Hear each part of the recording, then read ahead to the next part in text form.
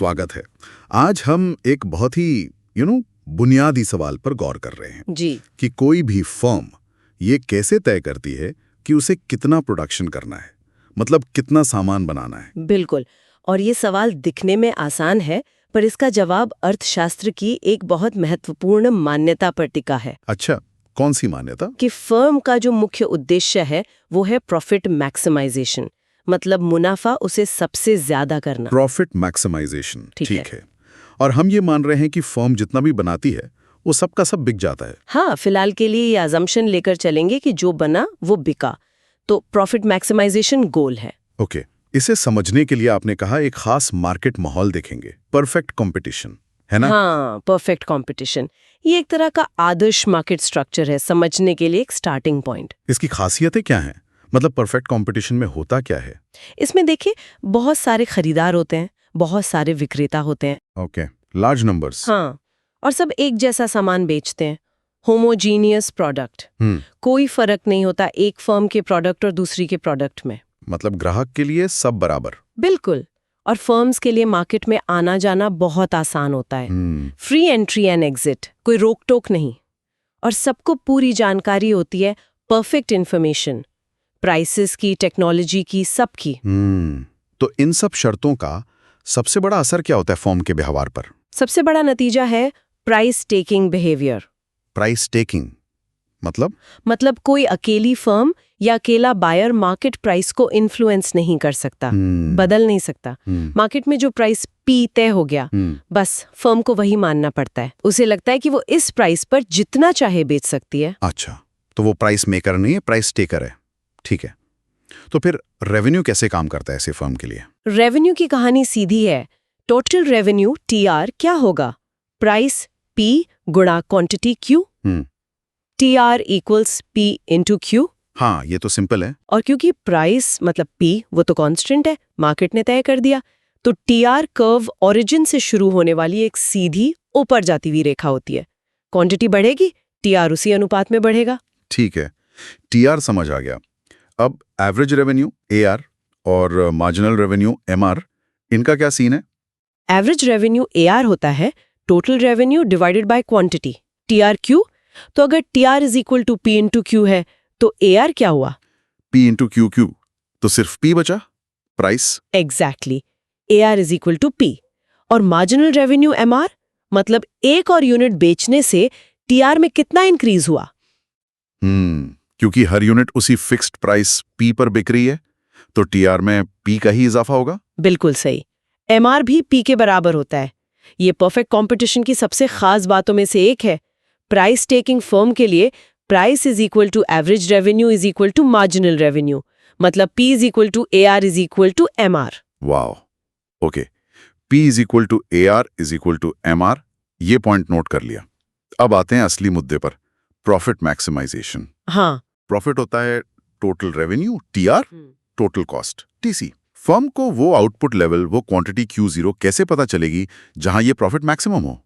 यहीं पर मामला दिलचस्प होता है। हाँ, ये सबसे क्रूशियल सवाल है।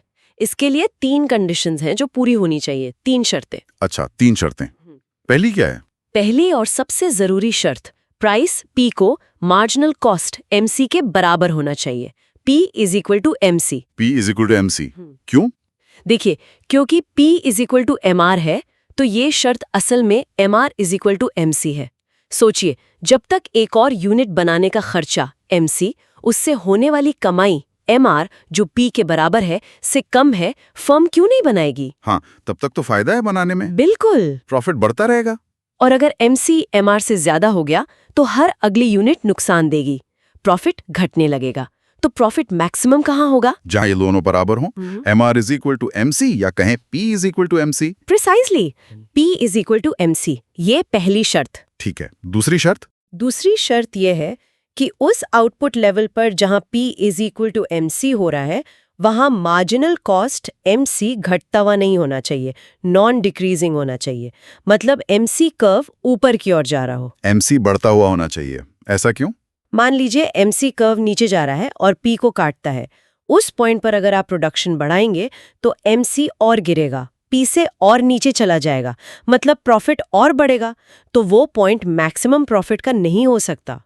अच्छा, मतलब हमें प्रॉफिट के पहाड़ की चोटी पर पहुंचना है और चोटी पर ढलान ऊपर की तरफ होती है, नीचे की तरफ नहीं।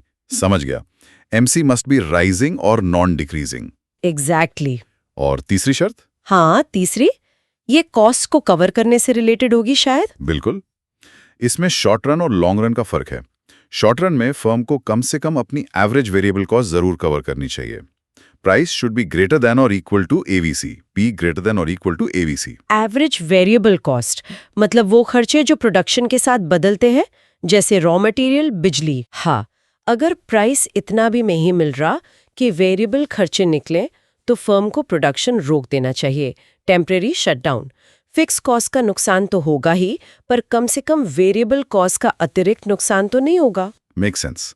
शॉर्ट रन में P greater than equal to AVC और लॉन्ग रन में? लॉन्ग रन में तो सारे कॉस्ट वेरिएबल हो जाते हैं, तो फर्म को अपनी पूरी एवरेज कॉस्ट एसी कवर करनी होगी। इसमें फिक्स कॉस्ट भी शामिल है, तो शर्त है P greater than equal to AC. अच्छा, लॉन्ग रन में P greater than equal to AC. अगर इससे कम प्राइस है तो फर्म मार्केट छोड़ देगी, एग्जिट। उसे लंबे समय में नुकसान उठाकर बिजनेस करने का कोई मतलब नहीं। ठीक है, तो ये 3 शर्तें हैं प्रॉफिट मैक्सिमाइजेशन के लिए।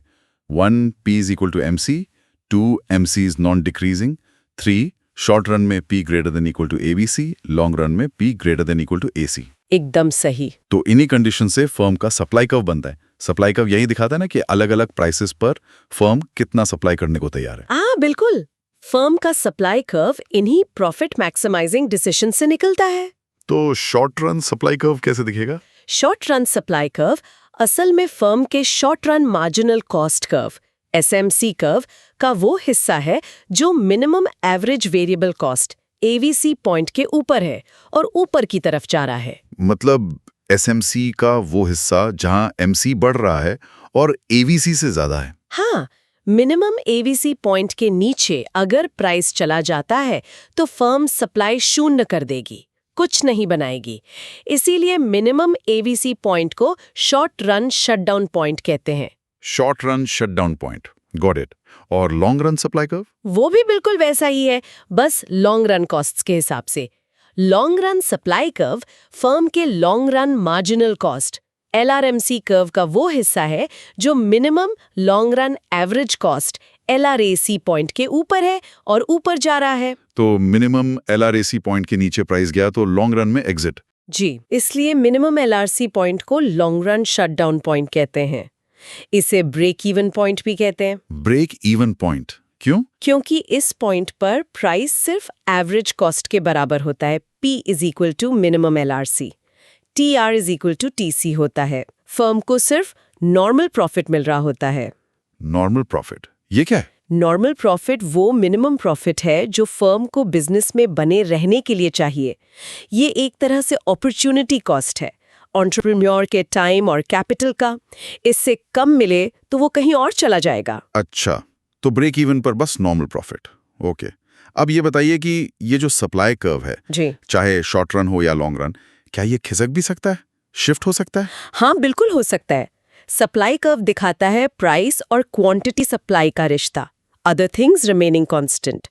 अगर वो अदर थिंग्स बदल जाए तो कर्व शिफ्ट हो जाएगा। जैसे कि क्या चीजें बदल सकती हैं? सबसे पहला है टेक्नोलॉजिकल प्रोग्रेस।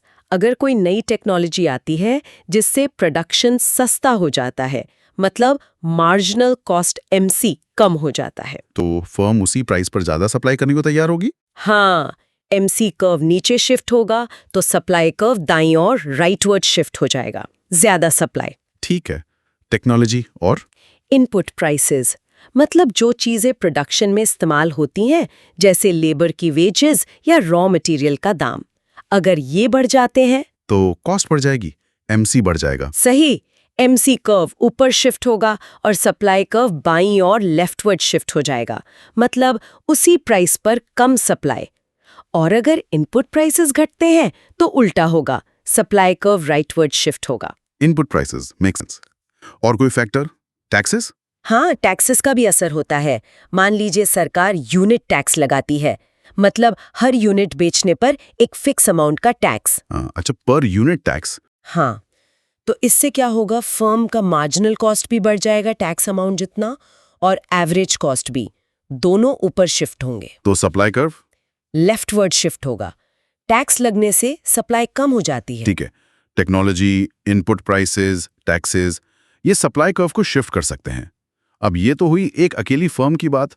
पूरे मार्केट का सप्लाई कर्व कैसे पता चलता है? मार्केट सप्लाई कर्व के लिए हम मार्केट में जितनी भी फर्म्स हैं उन सब के इंडिविजुअल सप्लाई कर्व्स को हॉरिजॉन्टली सम करते हैं। हॉरिजॉन्टली सम मतलब किसी भी दिए गए प्राइस पर हम ये देखते हैं कि फर्म 1 कितना सप्लाई कर रही है, फर्म 2 कितना कर रही है, फर्म 3 कितना कर रही है, उन सबको जोड़ देते हैं। वही उस प्राइस पर मार्केट सप्लाई है। ये हर प्राइस लेवल के लिए करते हैं। अच्छा, तो सभी फर्म्स की सप्लाई को जोड़कर मार्केट सप्लाई कर्व बनता है। तो अगर मार्केट में नई फर्म्स आ जाएं, फ्री एंट्री है ना इसमें? हाँ, तो अगर फर्म्स की संख्या बढ़ती है तो जाहिर है मार्केट सप्लाई कर्व दाईं ओर शिफ्ट होगा, ज्यादा सप्लाई आएगी मार्केट में। राइट। और आखिर में एक और कॉन्सेप्ट आता है, प्राइस इलास्टिसिटी ऑफ सप्लाई। ये क्या चीज है? ये बस ये मापता है कि प्राइस में चेंज होने पर क्वांटिटी सप्लाइड कितनी रिस्पॉन्सिव है, कितना बदलती है। अच्छा, रिस्पॉन्सिवनेस का मेजर है। हाँ, इसका फॉर्मूला है ES = % change in quantity supplied divided by % change in price। अगर ES ज्यादा है मतलब सप्लाई बहुत इलास्टिक है, प्राइस जरा सा बदलने पर सप्लाई काफी बदल जाती है। अगर कम है तो इनइलास्टिक है। समझ गया, इलास्टिसिटी ऑफ सप्लाई। तो अगर हम सब कुछ समेटे, परफेक्ट कंपटीशन में एक प्रॉफिट मैक्सिमाइजिंग फर्म का आउटपुट डिसीजन इस पर निर्भर करता है कि मार्केट प्राइस और मार्जिनल कॉस्ट कहां बराबर होते हैं। हाँ, P = MC पर और MC बढ़ता हुआ हो जी, और साथ ही वो प्राइस कम से कम average variable cost short run में या एवरेज कॉस्ट लॉन्ग रन में को कवर कर रहा हो। बिल्कुल, ये है पूरी कहानी फर्म के सप्लाई डिसीजन की इस स्पेसिफिक मार्केट स्ट्रक्चर में। और ये याद रखना भी जरूरी है, जैसा आपने शुरू में कहा था, कि ये मॉडल्स कुछ अजम्पशंस पर आधारित हैं, जैसे फर्म्स का सिर्फ प्रॉफिट देखना, रूथलेस प्रॉफिट मैक्सिमाइजर होना। हाँ, और परफेक्ट इन्फॉर्मेशन होना, ये काफी स्ट्रॉन्ग अजम्पशंस हैं। रियल वर्ल्ड में चीजें इतनी सीधी नहीं होती। सही कहा। तो चलिए श्रोताओं के लिए एक सवाल छोड़ते हैं। असली दुनिया के जो बाजार हैं, जहां परफेक्ट कंपटीशन शायद ही कभी पूरी तरह से मौजूद होता है, वहां फर्म्स के फैसले इन थ्योरेटिकल मॉडल से कितने अलग होते होंगे और क्यों? क्या फैक्टर्स उन्हें इन शर्तों से डिविएट करने पर मजबूर करते होंगे? सोचने वाली बात है। बिल्कुल, ये सोचने के लिए एक अच्छा बिंदु है।